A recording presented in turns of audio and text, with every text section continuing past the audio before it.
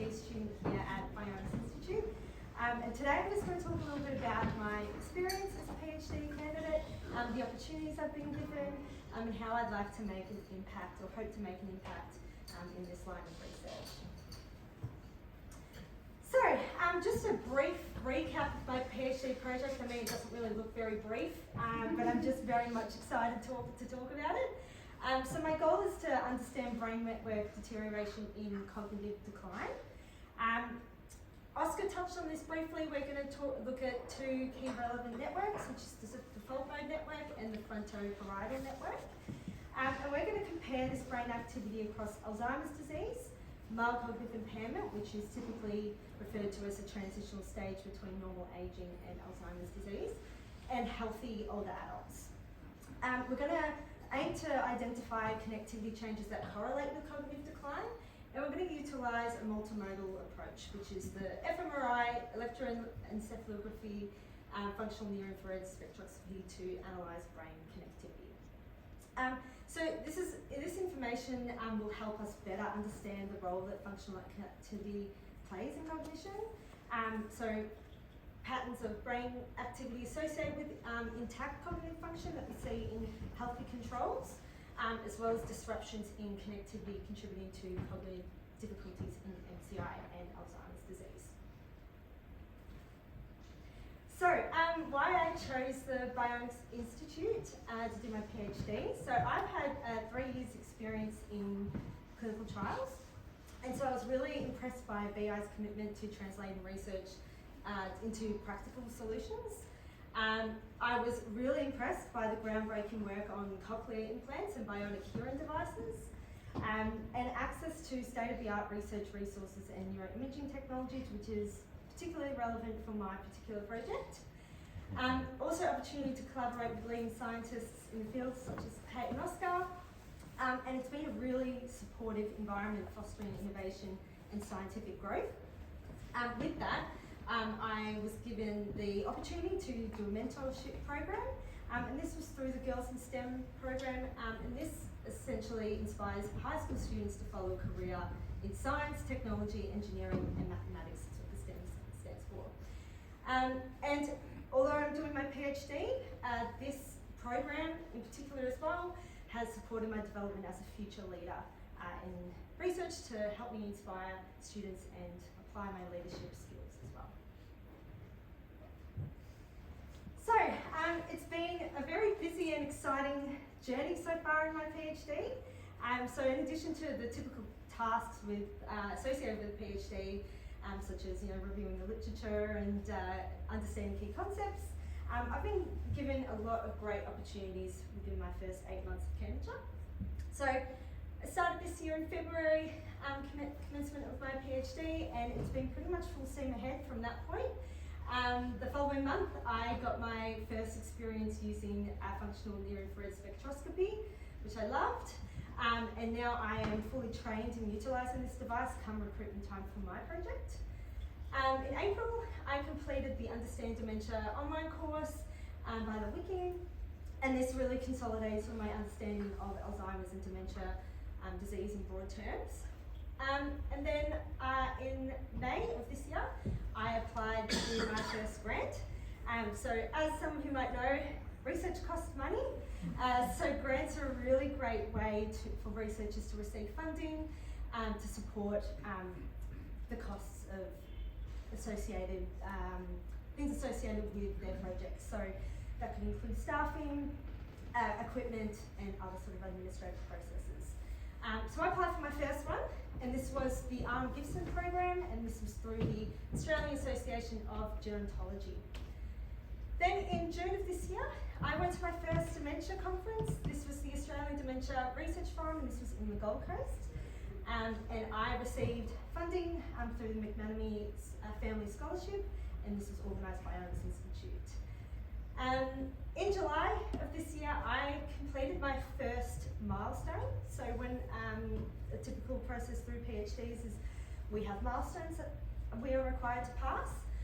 This is just to track our progress and see if everything's sort of streamlined with our project. So that was great. And then in August, I started mentorship from the Girls in STEM mentorship alongside Kate. So we have monthly meetings with these students, and we talk all things Alzheimer's research and what we know about it. As part of this, we also had the girls come to Bionics Institute, and they were able to see our neuroimaging devices. Again, we just talked a lot about research, and they even had some hands-on experience in the lab. And we got really great feedback from the students and the teachers, which was really nice. And then from September onwards, so exciting part, I am preparing documentation for my data collection and recruiting my participants for my project. So, as I said before, life as a PhD student is very busy, but it is fantastic. I have had extensive experience in utilising assessments associated with my project, as well as neuroimaging. This is through the TRAM trial, so I've been helping out with the TRAM trial and doing that. There's been a lot of reading, a lot of note taking. I particularly resonate with this image of this child. I find that when I'm reading the literature, it blows my mind every time. So it continues to do so. So that is really cool. I've also enrolled in external programs, so the Neuroscience PhD program and SOBRA. And these are really great programs for neuroscience, other students in neuroscience that I wanted to connect and talk about neuroscience, really, and neuroimaging and some statistical analysis that might be relevant for our projects.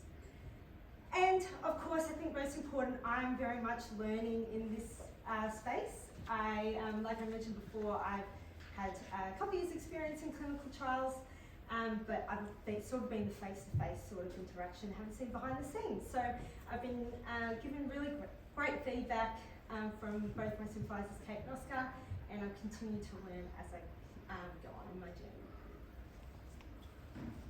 So, future plans. So after my PhD, I hope to continue working in research. So I want to become a research fellow in Alzheimer's research.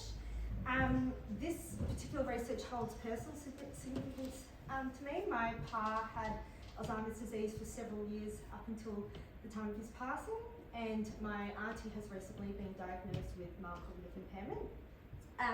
As a family, when we received these diagnoses, we felt quite helpless.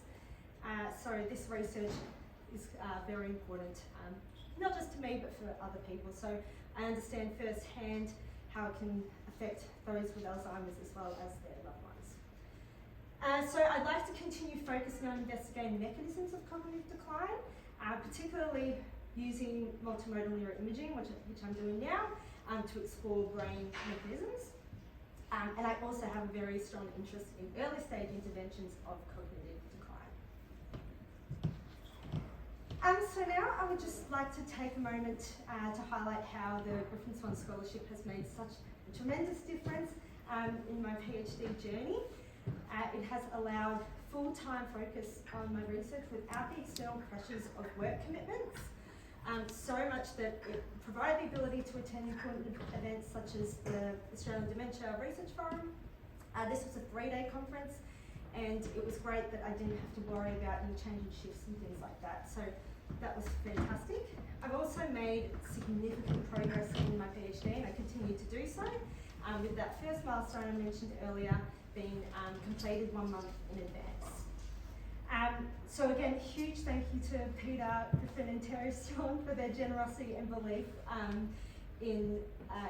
the students in emerging researchers. Really appreciate this work, wouldn't be possible without your support, so really, really appreciate it.